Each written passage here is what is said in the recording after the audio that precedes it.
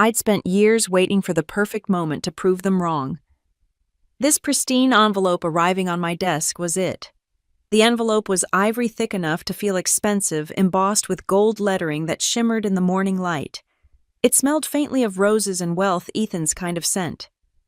Inside the words were simple: Ethan and Sophie invite you to celebrate their wedding at the Whitman estate. For a moment, I just stared at it, the edges digging into my fingers. My brother was finally getting everything he ever wanted: money, status, applause. And he'd made sure to remind me, the sister who once sewed her own prom dress from thrift store curtains, exactly where I stood. He had no idea that the sister he dismissed as a failed seamstress now signed checks thicker than this estate's annual budget. The contrast was a sharp, bitter pleasure, a reminder of the quiet empire I'd built while he sought his public validation. The last time Ethan had spoken to me was Thanksgiving 2 years ago. He'd shown up in his tailored Navy suit, talking about stock shares and Dad's new business partners, while I was still recovering from a factory fire that had wiped out the small studio I'd built from nothing. He hadn't asked if I was okay. He'd just smiled that glossy, perfect smile and said, "You should really think about getting a real job, Lena. Designing isn't a career, it's a hobby." Now 2 years later, I was holding a wedding invitation engraved on paper thicker than my rent agreement. The irony almost made me laugh. I turned the card over, expecting a handwritten note, anything that acknowledged the sister he hadn't spoken to. But there was only a printed RSVP link. Typical Ethan. Digital affection for digital people. I poured myself another cup of coffee, the kind that came from a tin instead of a boutique roaster, and stared out the window of my downtown apartment. The skyline shimmered with late morning sunglass and ambitions stretching endlessly upward. I'd built something of my own since that fire, quietly, anonymously, but no one in my family knew. That was part of the plan. "Still thinking about going?" Marcus asked, leaning against the doorway. He was my assistant, or rather, my business partner, though he preferred the background. Sharp British and perpetually calm, Marcus handled the things I didn't want the public to see. "Of course I'm going," I said, setting the invitation on the counter. "Family events are educational." He smirked. "Educational or strategic? Both." He nodded slowly. "The press will be there. Whitman weddings are practically state events. You know they'll recognize you." "I doubt it," I said, turning back to my laptop. "The last time they saw me, I was broke and invisible. I've learned to make invisibility a skill." Marcus folded his arms. "Invisible people don't own 70% of a global fashion house." "Shh," I said, pressing a finger to my lips. "That's our little secret. For now." I opened my inbox, where the subject lines glowed with power: shareholder meeting agenda. Stock split projections. Lux Collective acquisition offer. All under my corporate alias, Elle Vale, CEO of V. Monroe Holdings. No one connected Lena Vale, the plain girl from Long Island, to the billionaire designer whose empire quietly dominated 3 continents. Not even my family, especially not my brother. The wedding would be televised. Sophie Whitman, the bride, came from a dynasty of old money and glossy magazine covers. Their marriage was less romance, more merger. I knew her face from the news, delicate, polished, perfectly edited. The kind of woman Ethan had always said I should learn from. I still remembered our last fight. "You walk around like some tragic artist," he'd said, sipping Dad's expensive scotch. "But the truth is, you just don't know how to win." I'd smiled then, small, deliberate. "Maybe you're right," I'd said. "But I know how to wait." And I had waited. Through the fire that nearly ruined me. Through the sleepless nights, sketching designs by candlelight because I couldn't afford the power bill. Through the investors who laughed at me until I stopped asking for permission and bought their companies instead.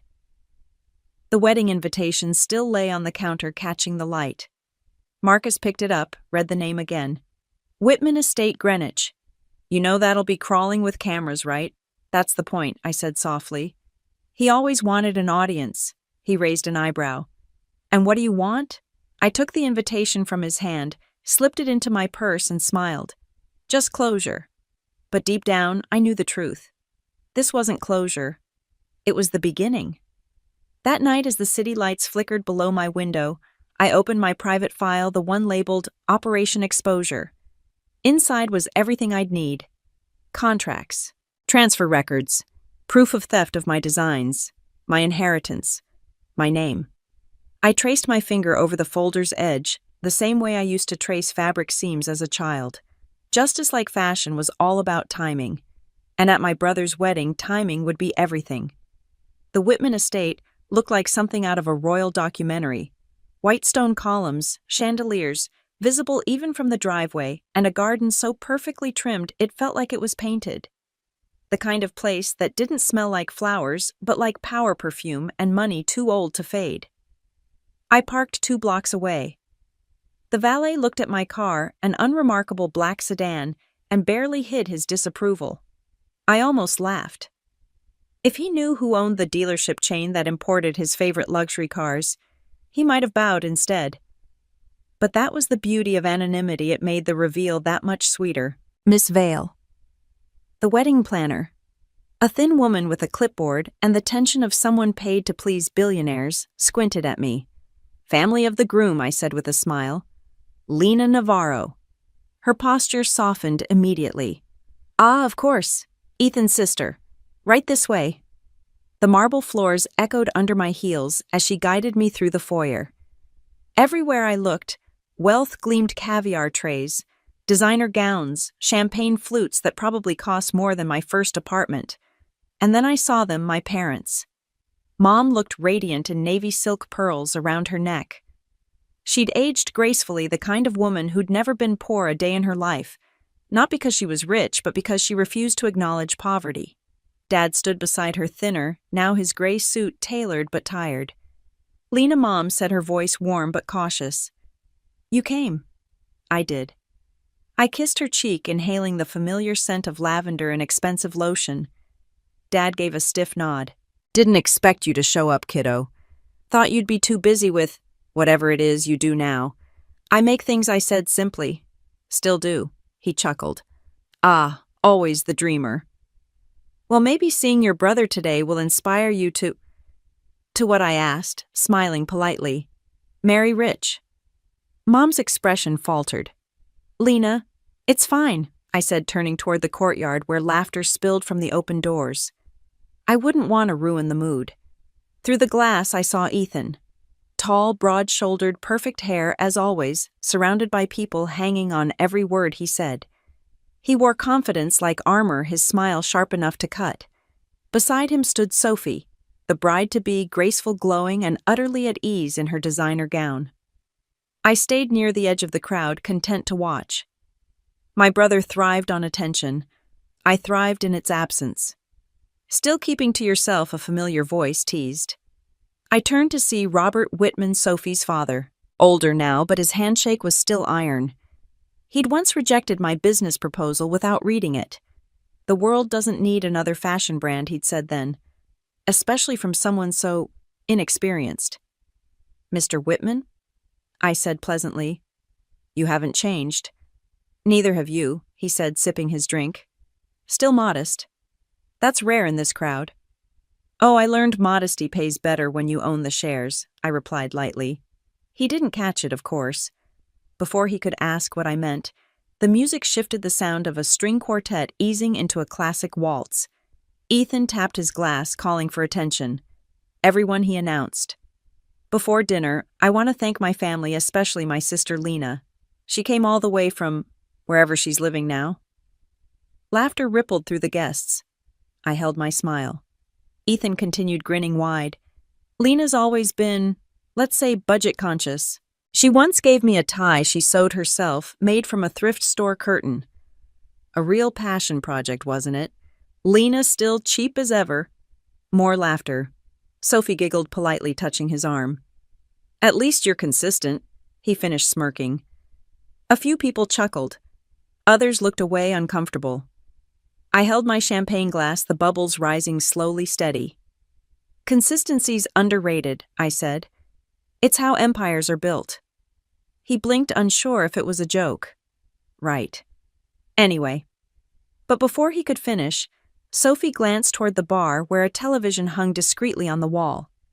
The muted screen displayed the morning market segment from CNBC. And there it was. My company's logo. Lena V. The billionaire behind America's most powerful fashion empire. The reporter's voice carried faintly. With her latest acquisition, CEO Lena Vale has tripled her company's valuation to over $3 billion. The crowd went silent. Even the violins faltered. Sophie's glass slipped from her fingers and shattered on the marble. "Ethan," she whispered, "isn't that your sister?" Ethan turned toward the screen. His face was drained of color. And for the first time in years, my brother, my arrogant, perfect, cruel brother, had nothing to say. I sipped my champagne, the gold bubbles catching the light like victory. Consistency, I murmured, pays off after all. The music tried to resume, but it couldn't. Not when the truth had already taken center stage. That was the night the Navarro family learned what silence could build, and how loud it could become when it finally spoke. The city never really slept, but that night it felt quieter, like the whole world had paused to whisper my name. By midnight, my phone had exploded. Missed calls, messages, journalists, PR agents, even my old college roommate asked if I really owned half of V. Monroe Holdings. I didn't answer any of them. I just sat by the window barefoot, a cup of tea in my hands, and watched the lights flicker below like tiny trembling secrets. I should have felt triumphant. I should have been laughing, but instead I felt hollow. Revenge was supposed to taste sweet. I'd waited years for that moment, Ethan's stunned face, Sophie's gasp, the silence that followed. It was perfect. And yet as the headlines flooded my feed, "Billionaire designer exposes brothers mockery live at wedding," I realized perfection didn't fill the space it left behind. The hollowness wasn't about loneliness. It was the chilling confirmation that the long battle had consumed the sweetness of the victory itself. I had sought justice for myself, but more importantly for Vivian. By midnight, restoring the Monroe name felt less like revenge and more like stabilizing a piece of history that had been brutally knocked off its axis. That realization that I was a caretaker, not just an avenger, was the only thing that settled the strange, empty feeling in my chest. Marcus knocked softly on the open door. "Still awake, barely," I said, setting the cup down. "They won't stop calling. They won't for a while." He leaned against the doorway, calm as ever. "You made history tonight. I didn't mean to make a scene." Marcus raised an eyebrow. "You hijacked the most high-profile wedding of the year and turned it into a public reckoning. Don't downplay your genius." I smiled faintly. "I didn't do it for the press." "I know," he said. "But the press is doing it for you. Every outlet's running your story. They're calling you the silent heir, the self-made sister, the woman who played the long game. Do they know about Grandma? Not yet," Marcus said softly. "But they will. Her name's back in the company registry. You restored it tonight." That made me pause. For years, my grandmother, Vivian Navarro, had been erased, written out of the fashion house she built from scratch, replaced by men who wore her work like trophies. She'd taught me that creation was power, but discretion was survival. "You can't win by shouting," she'd said once, tracing a pattern in chalk across a bolt of silk. "You win by letting them forget you're in the room until it's too late." I'd followed her rule my whole life. Tonight was the exception. Marcus checked his phone. "Your parents are trending, by the way. Someone caught your father yelling at Ethan in the parking lot." "Good." I picked up my tea again. "He should yell." He raised him. "And your mother? She'll pretend it never happened. She always does." He hesitated. "Do you regret it?" I looked out the window again. The reflection showed a woman I barely recognized, hair-pinned neatly, eyes sharp, posture steady. Not the girl Ethan mocked at Thanksgiving. Not the one who used to cry over unpaid bills. "No," I said finally. "I regret waiting so long." The next morning came too quickly. I hadn't slept. When I stepped into my office, the entire staff stood. Dozens of people, designers, managers, assistants, looking at me like I'd stepped out of the news and into their reality. "Good morning," I said, setting my bag down. A young intern blurted out, "Ma'am, is it true? You're the Navarro from the Whitman wedding." I met her gaze. I'm the Navarro they tried to erase. Applause broke out, soft at first, then building. I wasn't used to it. Praise had never been the goal. Control was. Enough, I said with a smile. We have work to do. Marcus followed me into the conference room where the walls were lined with mood boards for next season's collection, structured silhouettes, clean lines, muted tones. We're ahead of schedule, he said. But after last night, every retailer in the country wants exclusivity. Your stock jumped 30% overnight. I leaned back in my chair. And Ethan, he's been fired from Whitman Textiles. Sophie's father issued a statement calling the marriage indefinitely postponed. I laughed quietly. Postponed. That's rich. For the first time in months, I let myself exhale. The empire my grandmother built, stolen by men, forgotten by history, was whole again. But beneath the satisfaction, something else stirred. Guilt, maybe. Or loneliness. Success could fill a room, but never replace a heartbeat. Marcus interrupted my thoughts. There's one more thing. He slid a folder across the table. Ethan's lawyer sent an inquiry this morning. He's claiming partial ownership of your grandmother's estate.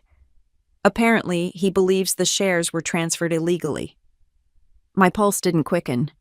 I'd expected this. He can try, I said. But he won't win. He's already hired Whitman's legal team. I smiled. Then I'll handle it the way Grandma taught me, quietly, efficiently, and decisively. Marcus grinned. I'll alert the board. As he left, I turned toward the window again, watching the city hum beneath me. Power, like fashion, had a season. Mine had just begun. Mom called 3 times before I finally picked up. Her voice was calm. Too calm, the kind of calm that comes before a storm. Lena, we need to talk, she said. Your father and I want you to come home. Tonight. Home, I repeated. That's funny. I thought Ethan inherited the house when Dad signed over the deed. Her pause was brief, sharp. Don't make this harder than it needs to be. It's just dinner, Mom, I said flatly. Not Judgment Day. But we both knew it was exactly that. By the time I arrived at the old Navarro house, night had fallen. The lights were on, every window glowing like an accusation. I hadn't been here in nearly 4 years, not since Grandma's funeral.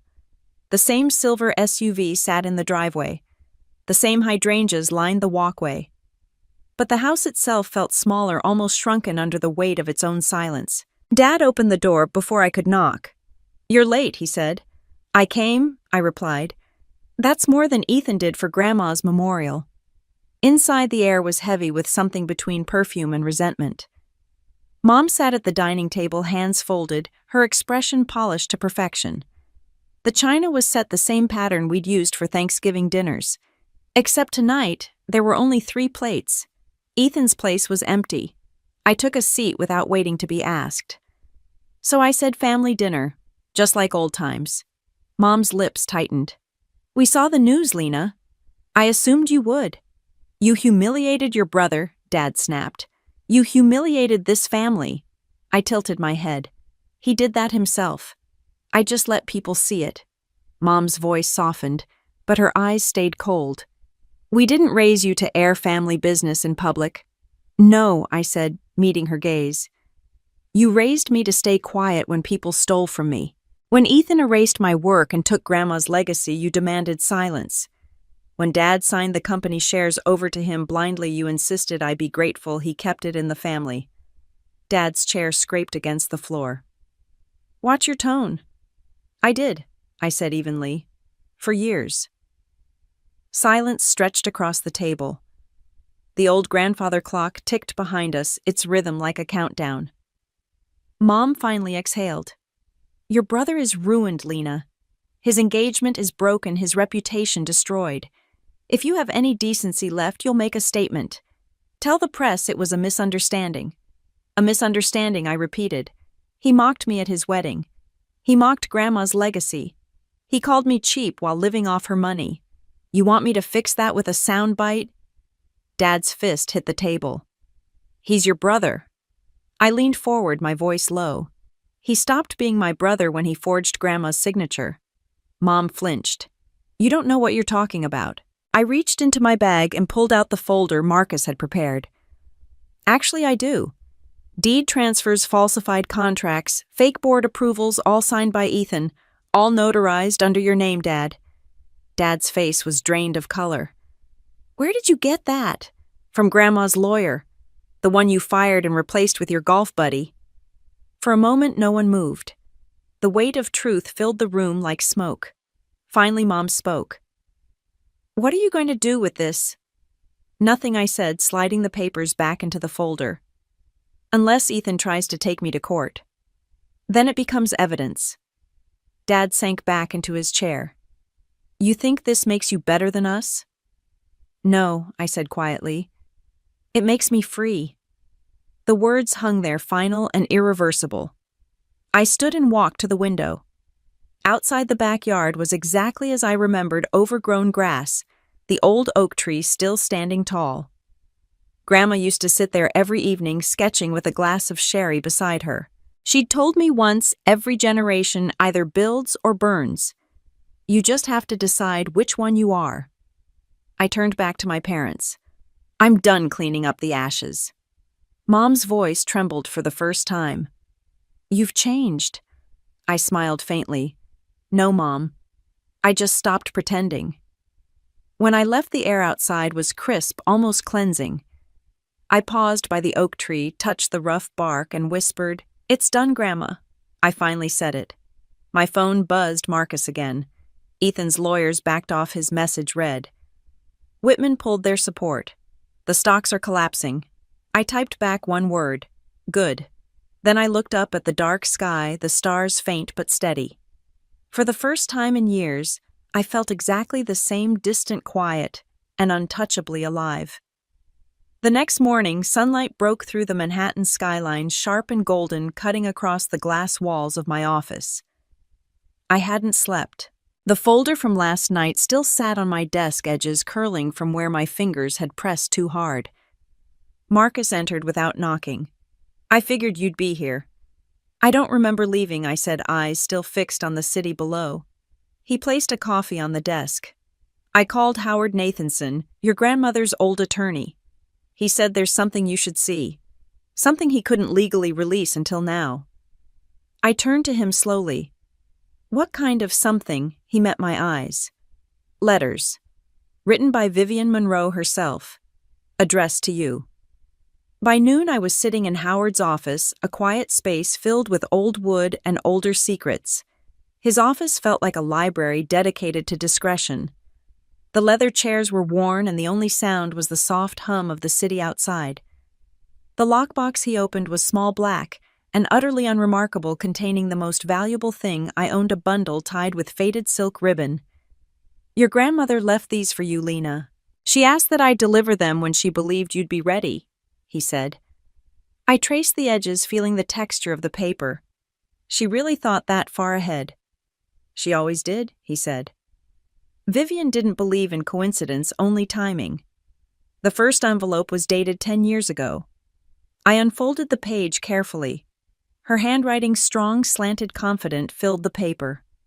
My dearest Lena, if you're reading this, it means you've already been hurt by someone you love. Don't be ashamed of it. Betrayal is a forge. It burns, yes, but it also shapes. Remember, this power is quiet until it isn't. Let them think you're small. Let them underestimate you. And when you rise, do it without warning. The words were a blueprint. I hadn't realized I was following, a chilling confirmation that she had anticipated every single move my family had made.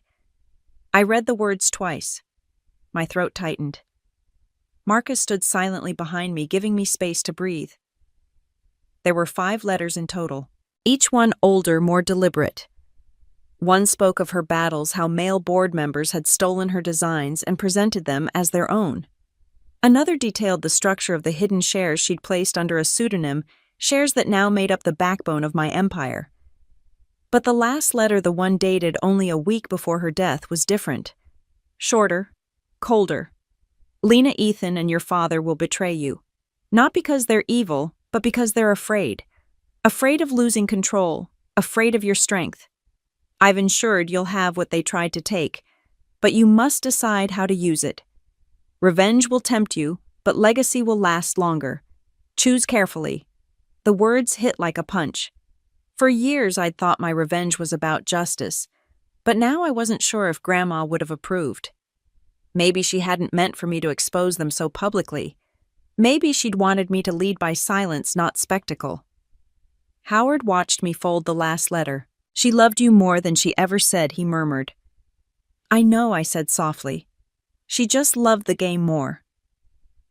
As I left his office, the afternoon rain had started fine silver threads falling across the city. Marcus handed me an umbrella, but I didn't open it. The rain felt clean. Honest. Back at the company, my assistant rushed to meet me. Ms. Vale, there's been movement on the market, she said, breathless. Whitman Textiles is collapsing. Their shares dropped 60% overnight. And Ethan, he sold his remaining stock at a loss. I stopped in the middle of the hallway.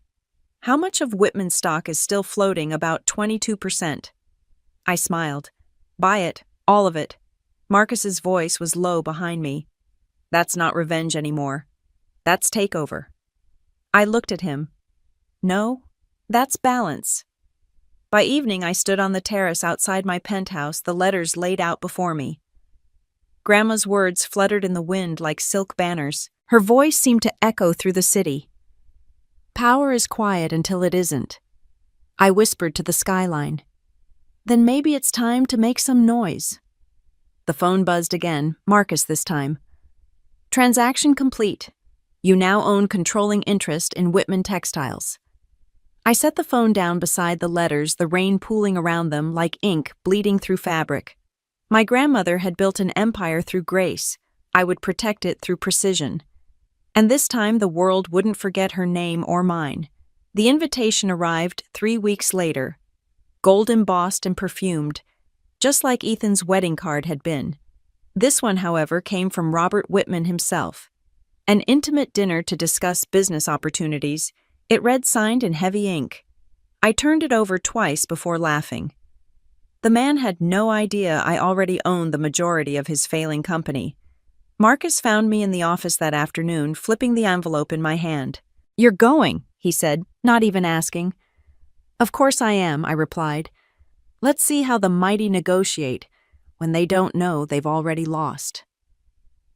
The Whitman Club was as pretentious as I remembered. It wasn't just wealthy. It was aggressively old money, a fortress of mahogany and quiet deference where every glance felt like a credit check. The air wasn't sterile, but muted like someone had turned down the volume on ambition. The valet recognized me this time, though he didn't know why his voice trembled when he said my name. Inside, crystal chandeliers glowed like frozen fire. Waiters moved like ghosts between tables dressed in linen. I'd worn black again, simple, sharp, the color of control. It felt less like a dress and more like the shadow I was about to cast over the Whitman dynasty. I arrived 5 minutes early. I found a corner near an enormous, unblinking portrait of a long-dead Whitman patriarch, using the stillness to center myself. I wasn't just Lena Navarro, the humiliated sister. Tonight, I was the closing argument. Every detail, from the weight of the flatware to the vintage of the wine, was familiar, yet now felt provisional, awaiting my judgment. Robert Whitman stood near the bar, bourbon in hand, confidence in place. He looked smaller than he had at Ethan's wedding, though he still wore the same smile, the kind that came from decades of unchallenged power. But I noticed a tremor in his hand as he raised the glass, a tiny, almost invisible betrayal of his stress. Miss Vale, he said, warmly extending a hand. So glad you accepted. Mr. Whitman, I replied, shaking it lightly. I was curious. We took our seats in the private dining room. Ethan was already there, red-eyed and thinner, his arrogance now replaced with something that looked like fear. Sophie sat beside him, pale and perfectly still, picking nervously at the linen napkin. Her dress was expensive, yet it seemed to wear her rather than the other way around. Ethan saw me and offered a weak, brittle attempt at swagger. Lena, he said, voice brittle. You didn't tell me you'd be here. I like surprises, I said. Robert smiled as the waiter poured wine. No need for tension, family. This is business. We're all adults here. Some more than others, I murmured. He cleared his throat. Whitman Textiles is facing a liquidity issue. The press exaggerated, of course, but we're looking for a strategic investor to stabilize the company. I thought of you, Miss Vale. Your firm has made impressive moves in the luxury market. I sipped my wine. You mean the 22% of your stock my firm just purchased, Mr. Whitman? The final 22%. The room went silent. Sophie's fork clattered against her plate. Ethan stared at me like I'd just spoken another language. Robert's smile faltered for the first time. That was you technically, V. Monroe Holdings, but yes, we now own a controlling interest in Whitman Textiles. You didn't invite me here to negotiate a deal. You invited me to sign a transfer of power. This dinner is quite simply unnecessary. Ethan's jaw tightened. You're doing this to ruin me. No, I said. You did that when you forged Grandma's signature. I'm just collecting what belongs to our family. Robert exhaled slowly, his mask slipping. You think you can manage this company better than me? I don't think, I said softly. I know. He leaned back, eyes cold now. Be careful, Miss Vale. Power shifts, but it also isolates. You'll find yourself very alone at the top. Then it's a good thing I've always been comfortable alone. Sophie stood abruptly, clutching her clutch like a shield. This is madness, she said. You can't just waltz in here, and I looked at her, unblinking. You wore my design on your wedding day, Sophie. Don't lecture me about what I can or can't do. Her face was drained of color. I didn't know. You didn't ask, I interrupted. No one ever does. Robert pushed back his chair. If you intend to take my company, do it properly. Name your terms. Simple, I said. Step down as CEO. Ethan resigns from the board. I'll assume full operational control. You both keep your dignity and a minor stake, or you fight me and lose everything. He studied me for a long moment, then laughed once, a short bitter sound. You really are your grandmother's granddaughter. I take that as a compliment. The waiter entered, then awkward and uncertain, asking if we wanted dessert. No one answered. Ethan finally broke the silence. You've changed, Lena. I met his gaze evenly. No. I just stopped apologizing for existing. When I left, the night air was cool, the kind that carried the smell of rain and endings.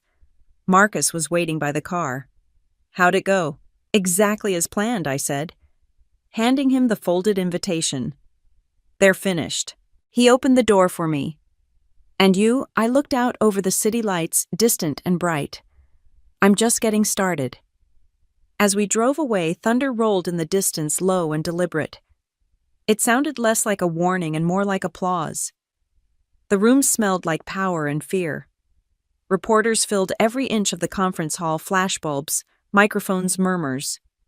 A backdrop of white and silver bore the name V. Monroe Holdings in bold letters, and beneath it the headline, Everyone had come for Whitman Textiles acquired. The air was thick with the kind of collective adrenaline that I used to watch from afar back when I was just a viewer, not the main event. Now every lens, every question was focused solely on me, the woman they had once called invisible. Marcus stood beside me, clipboard in hand, calm as stone. They'll go for blood, he said quietly. Be polite, but don't flinch. I never do, I replied, adjusting the cuff of my blazer. Black again. Minimalist, the same color Grandma wore to every victory meeting. The PR director gave the countdown. We live in 5-4. When the lights hit, I stepped forward. The noise dimmed like a wave pulling back to reveal its tide. Good morning, I began. I know many of you have questions. I'll answer the important one first. Yes, as of last night, V. Monroe Holdings has acquired a controlling interest in Whitman Textiles. The room erupted. Questions shot out like bullets. Ms. Vale, was this personal revenge? I waited calm until the noise fractured into silence again. Let me clarify something, I said evenly. This acquisition wasn't revenge. It was a restoration. The Whitman name once stood for craftsmanship and legacy. My grandmother, Vivian Monroe, designed them before they erased her signature from her own work. Today, that legacy returns to where it belongs. A hand shot up in the front row. Ms. Vale, are you confirming that your grandmother's designs were stolen? Yes, I said simply, and I have the records to prove it. Marcus stepped forward and placed a leather-bound ledger on the podium. The camera zoomed in page after page of sketches signed by V. Monroe, all predating the so-called Whitman originals by decades.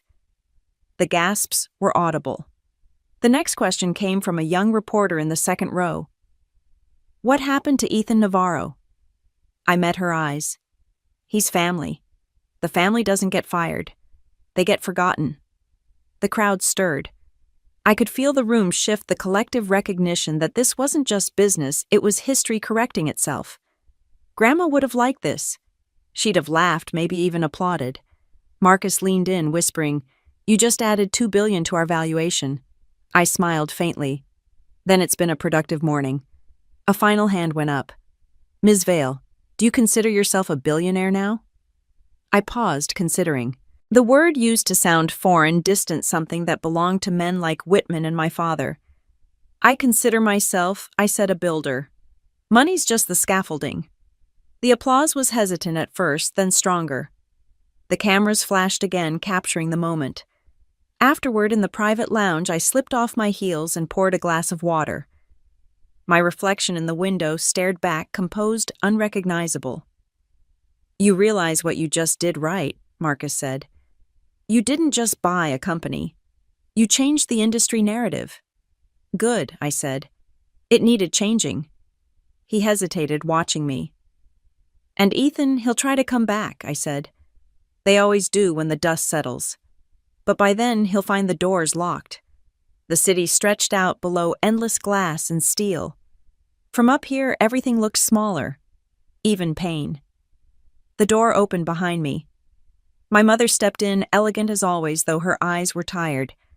I hadn't invited her. She must have charmed security like she always did. Lena, she said softly, that was quite a show. It wasn't a show. It was true. She sighed. You're more like her than you realize. I know, I said, turning toward the window again. That's what scares you. She didn't deny it. Ethan's in trouble. The press is hounding him. He's drinking. He needs help. Then he should call a therapist, I said. Not me. Her voice trembled slightly. He's your brother. He was, I said quietly, before he chose to become my enemy.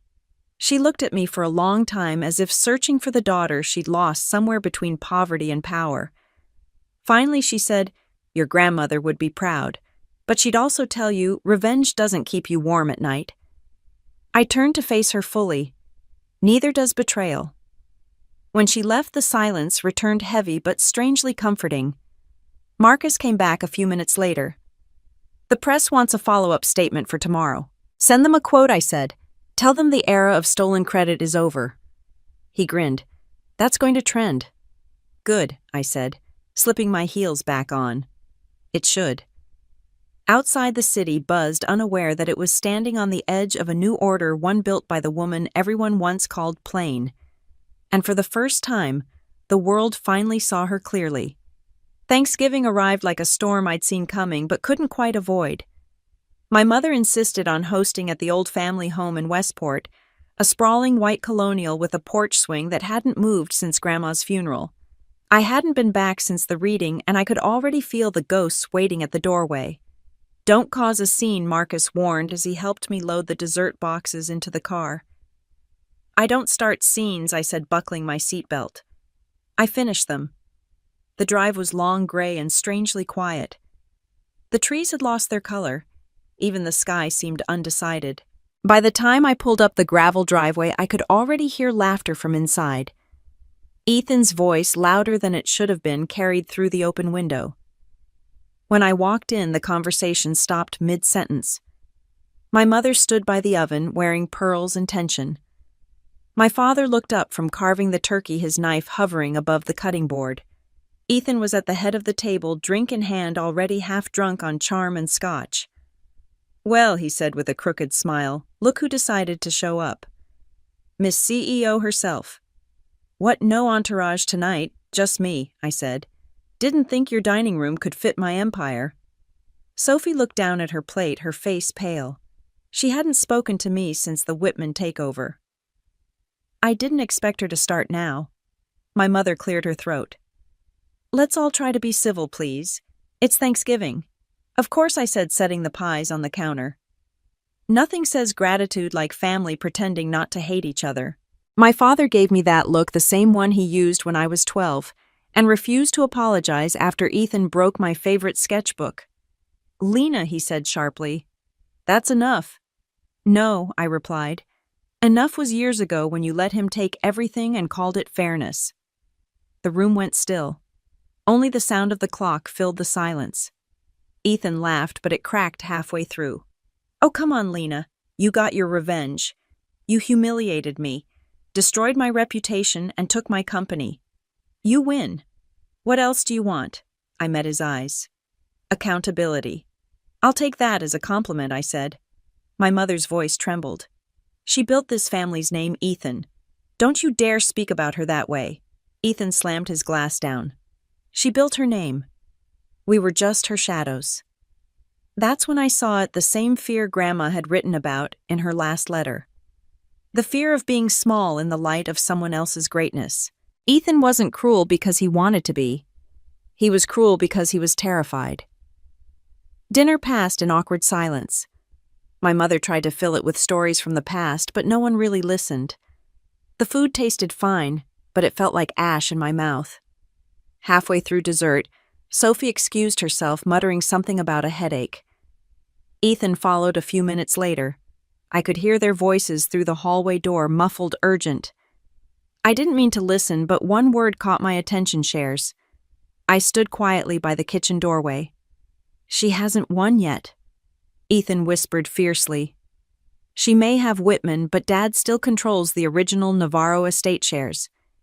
If we can get him to transfer those remaining stocks to me before she files the trust papers, she loses the majority and the executor power over Grandma's wealth.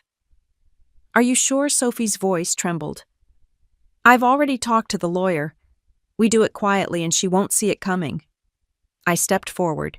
You really should have learned by now. I always see it coming. Ethan froze. Sophie's face drained of blood. My father walked in at that exact moment, the room colliding with tension so sharp it could cut glass. What's going on? He demanded. I turned to him. You're giving him the estate shares, aren't you? He hesitated, which was all the answer I needed. I just thought, he began, but his voice faltered. You thought wrong, I said coldly. Grandma left them in trust for the company's stability, not for another Navarro ego trip. Ethan stood up. Fists clenched. You don't control this family. I stepped closer, my voice calm, deadly. No, I control the empire it lives on. The silence that followed was absolute. My mother started to cry softly into her napkin. My father turned away, ashamed. Ethan glared at me like he wanted to say something, but no words came. Finally, I picked up my coat. Enjoy the rest of your dinner. I have a business to run. As I walked out, the wind was sharp, cold enough to sting. The lights of the house glowed behind me, warm, familiar, and full of everything I'd outgrown. Marcus called as I reached the car. How bad was it? Worse than expected, I said, starting the engine. But I think it's time we move forward with the next step. He hesitated. The inheritance clause? Yes, I said, watching the house disappear in the rearview mirror. If they want war, I'll give them a masterclass in how it's won. The morning after Thanksgiving, the city felt sharper, as if even the air had chosen a side. I sat in my office before sunrise, the letters from Grandma spread across my desk again. Each one felt heavier now, like they'd been waiting for this exact moment.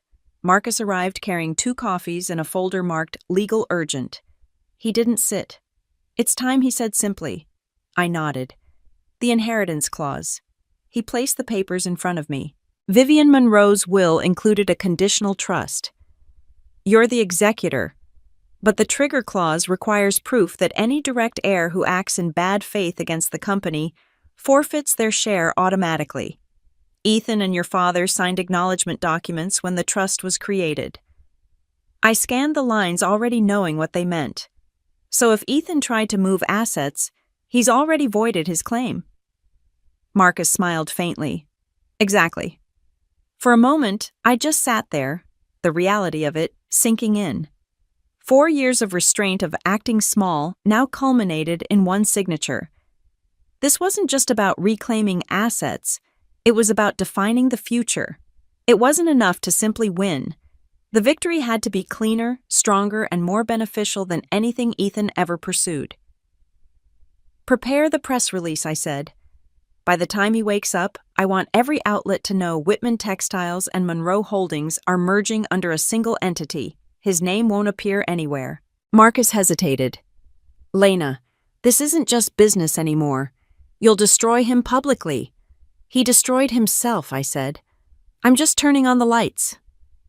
By noon, the office buzzed with the hum of controlled chaos. PR, legal, finance, all working like a single pulse. Outside my window, snow had started to fall, slow and deliberate, the first sign of winter. Then my phone rang. Ethan. I let it ring twice before answering. You think you're clever? He said, voice slurred and bitter. You think you can erase me? I don't need to, I said calmly. You did that yourself. You're not invincible, Lena. You're just playing with money Grandma built. You don't know what it's like to earn it. I smiled slightly. You're right. I was too busy building an empire you never saw coming. He laughed, a harsh, broken sound. This isn't over. It is, I said and hung up. Marcus entered a moment later with a printout. We got something from the family attorney. Your father transferred his estate shares to Ethan 2 days ago, retroactively dated. So they forged again, I murmured. He nodded grimly. But it doesn't matter. The clause overrides it. Fraud voids the transfer. I stood and walked to the window. Below the city looked like a snow globe. Tiny cars, blurred lights, people rushing through the cold. Somewhere out there, Ethan was probably pacing his apartment, realizing his power was gone. File it, I said quietly. Enforce the clause. The next 48 hours unfolded like a chess game I'd already memorized. The board shifted, the players moved, and one by one they fell. The official statement went live. Monday morning, effective immediately, the Monroe Trust invokes the inheritance clause transferring full ownership of all Monroe and Whitman assets to Ms. Lena Vale. By noon, every business journal in America had published it. The stock market reacted within hours, shares doubled. Investors called it a return to form. Ethan called again that night, but this time I didn't answer. Instead, my mother's number appeared moments later. I almost didn't pick up. Lena, she said, her voice shaking. Your brother's gone. I froze. What do you mean, gone? He left. No note, no call. His apartment's empty. For a moment, the world tilted. All the anger, the cold precision, it cracked just slightly. Did you check with Sophie? She's the one who found the place like that?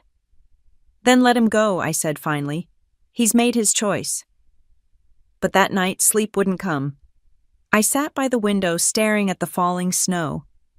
Revenge had always looked cleaner in my imagination, sharp, justified, almost beautiful. In reality, it was messy, human, and unbearably quiet afterward.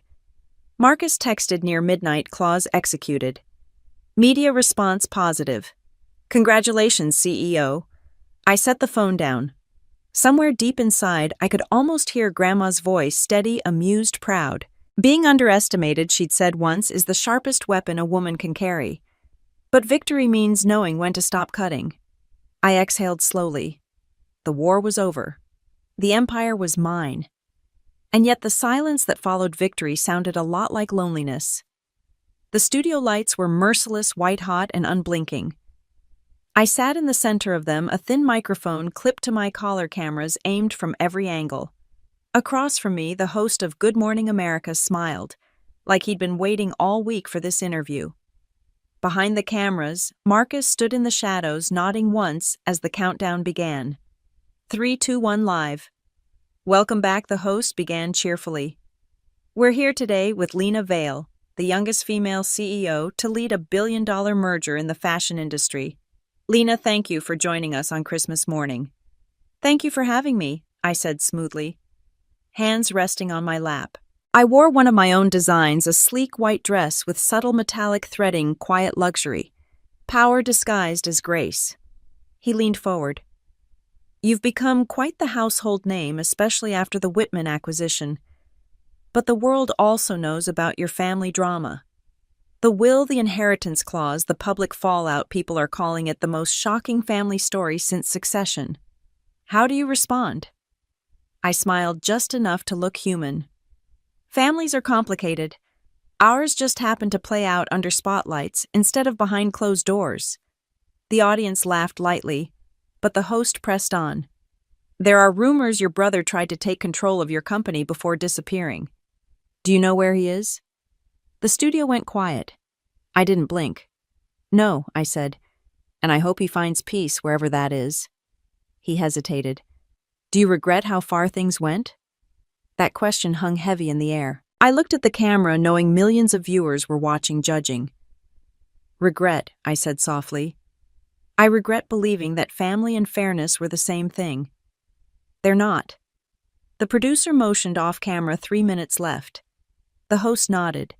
And yet, despite everything, your stories inspired thousands of women. You've built a global brand you own, controlling shares in 5 companies, and you've pledged a major portion of your profits to women-owned startups. Why? Because power means nothing if you're the only one who has it, I said. My grandmother built an empire and spent her whole life underestimated. I'm not here to be admired. I'm here to make sure no woman ever gets erased again. Applause broke through the silence. Even the host clapped once before continuing. One final question. What's next for Lena Vale? I smiled. Restoration. Not revenge, not legacy, restoration. The red light above the camera blinked off. We were clear. The host stood, shook my hand and whispered, "That line will go viral." I turned to Marcus as he approached. Was that too much? It was perfect, he said. You looked unshakable. The silence after the victory felt heavier than I'd expected. I admitted, allowing myself a moment of real honesty. We walked out into the New York cold. Snow fell in slow, delicate flakes, the kind that coated everything in temporary forgiveness. Marcus handed me a paper cup of coffee as we crossed the plaza. You know, he said quietly, your grandmother used to do interviews like that, too calm, dangerous, and absolutely in control. I laughed softly. She'd probably hate that I'm on TV, but she'd be proud of what you said, he corrected softly. That's all that matters. When I reached the car, my phone buzzed. Unknown number.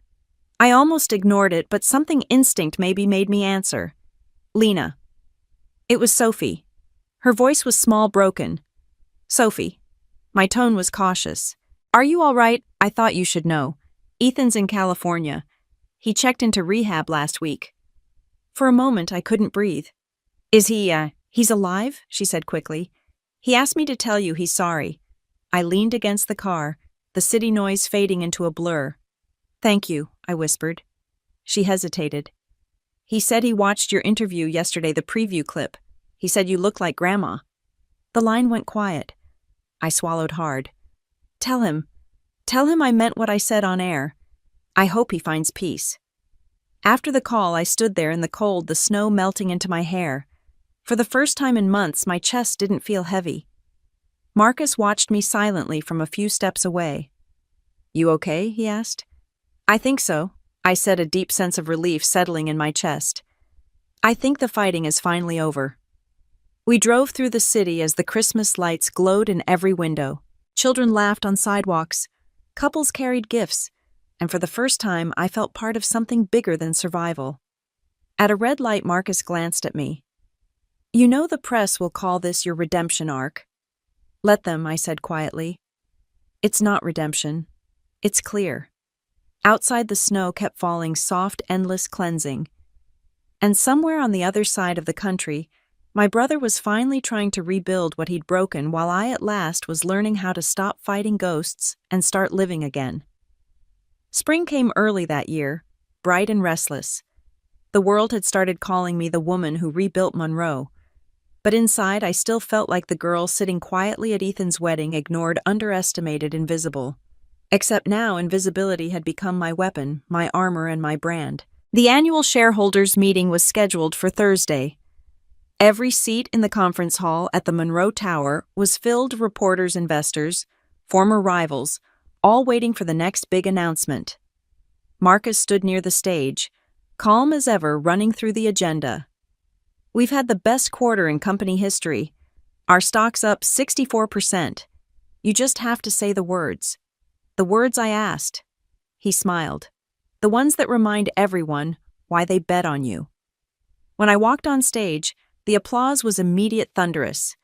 It should have felt triumphant, but there was something else, something quieter beneath it. Expectation. They weren't cheering for who I was. They were cheering for what I could do for them. "Good afternoon," I began. When my grandmother built Monroe Holdings, she believed in patience. In her words, "The best revenge isn't success, it's permanence." Today we proved her right. A ripple of interest moved through the crowd. Behind me, the massive screen lit up, revealing the new merger logo, Monroe Global. The name shimmered in silver and gold, elegant and sharp. "As of this morning," I continued, "we have acquired controlling shares in Devereaux Industries and Harper Textiles. Both are being restructured under Monroe Global. Our goal isn't domination, it's innovation. We'll redefine sustainable fashion, and we'll do it on our terms." The room buzzed with excitement. The stock ticker at the bottom of the screen jumped again, numbers flashing like a heartbeat. Then a voice cut through the crowd. "And what about the Navarro family's shares?" It was a man in a navy suit, a hedge fund representative, his tone casual but laced with curiosity. "Rumor has it your brother still holds a small portion through the estate." I didn't flinch. "That's correct," I said. "Ethan Navarro retains less than 1% of Monroe Global stock, and per his request, those shares will be converted into a charitable trust for addiction recovery programs nationwide." The audience went silent for a moment, then broke into applause, genuine this time. I saw Marcus's expression soften at the edge of the stage. He hadn't known I planned to announce that. When the meeting ended, the investors swarmed me, handshakes, congratulations, promises of partnership. It was the kind of adoration that once would have thrilled me. Now it just felt heavy. Marcus found me in the hallway afterward, 2 glasses of champagne in hand. "That was genius," he said. "The trust, the tone, the control you gave them, the story they wanted, and the redemption they didn't expect." "I didn't do it for them," I said, taking the glass. "I did it for him." He studied me quietly. "You've changed." "I've grown," I corrected. "Grandma built an empire from silence. I built mine from noise. But maybe it's time for balance." That evening I sat in my office overlooking the city, the skyline bleeding gold and pink as the sun dipped. On the desk sat a single envelope forwarded from the rehab facility in California. The handwriting was unmistakable, Ethan's. I hesitated before opening it. "Lena, I watched the shareholders' meeting. I saw what you did with the trust. I don't deserve your mercy, but I'm grateful for it. You were right. I was afraid of you, of Grandma, of never being enough. I thought taking control would make me powerful, but power without respect is nothing. I'm getting better. I'm learning what real work looks like. Maybe one day I'll build something of my own, not from inheritance, from effort. Tell Mom I'm sorry. Tell yourself the same thing if you ever need to. E." I sat there for a long time reading those lines over and over until they blurred. I'd imagined this apology for years, but not like this. The words didn't heal. It was the silence between them that finally did. The letter wasn't an apology I could cash, but it was real, and that was enough. Marcus knocked once before entering. "The board wants you at the after-party. Press champagne, all that." I smiled faintly. "Let them celebrate. I have work to do." As he left, I turned back to the window. The city glittered below, restless and alive. Somewhere in that maze of lights, my brother was rebuilding his life, and for the first time, I didn't feel the need to compete. I'd won everything I'd set out to claim, shares, stock, legacy. But what mattered most wasn't what I owned. It was what I'd reclaimed, my peace. The city lights blurred outside the window, and this time I didn't feel like a weapon anymore. Just a woman who finally got to rest. And for the first time in years, that felt like enough. A year had passed since the night of my brother's disastrous wedding, a night that marked both his ruin and my public ascension. Now I was standing under the same vaulted ceilings of St. Augustine Hall, but this time not as a guest. The hall had been transformed for a charity gala hosted by Monroe Global. Cameras lined the entrance, soft jazz played from the balcony, and the world had come to watch the woman who rebuilt an empire walk through her past like it was a runway. I stepped out of the car in a black gown, the same shade Grandma had once called quiet armor. The fabric shimmered with subtle threads of silver, catching every flash of light as photographers called my name. Inside, Marcus greeted me with his usual calm. Ready to close the circle, I smiled.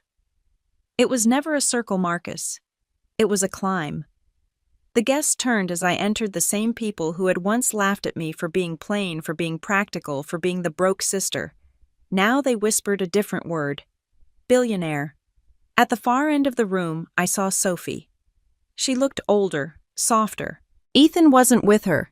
He was still in California working with the foundation we'd built from his trust shares. She approached hesitantly. You look beautiful, she said quietly. So do you, I replied. How's he doing? Better. He's teaching art therapy to the patients.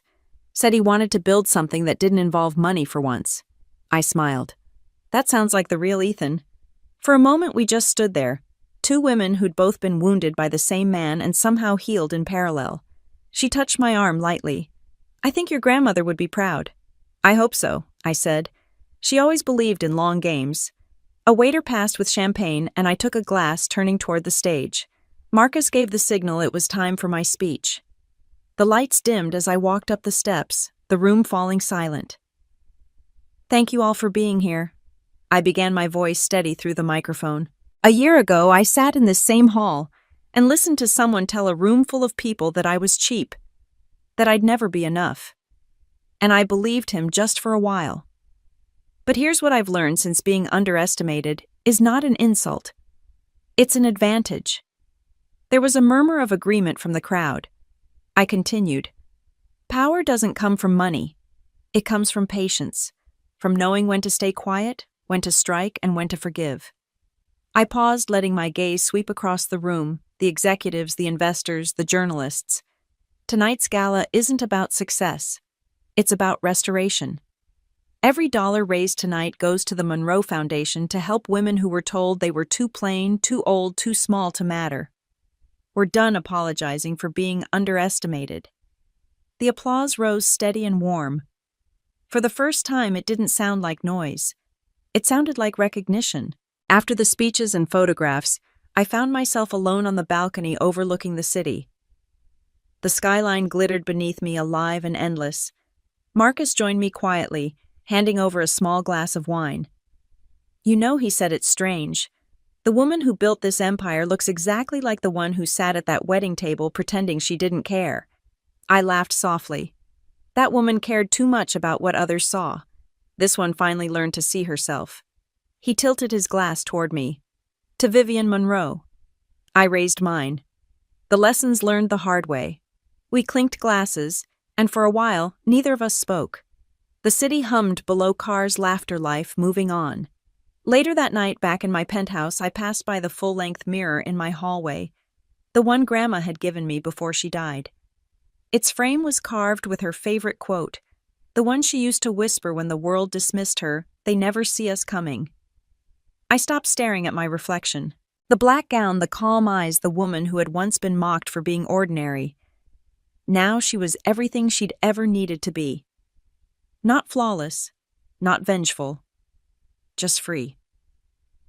The clock on the mantel struck midnight. Outside, snow began to fall again, soft and deliberate, as if the city itself was exhaling. I opened the balcony doors and let the cold air rush in. It smelled like new beginnings, and for the first time since that night at my brother's wedding, I didn't feel the need to prove anything to him, to them, to anyone. The revenge had already done its work. Now all that was left was peace. Grandma, I whispered to the wind, you were right.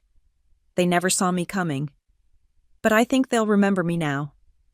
and somewhere I could almost hear her laughter, low, proud, and utterly satisfied.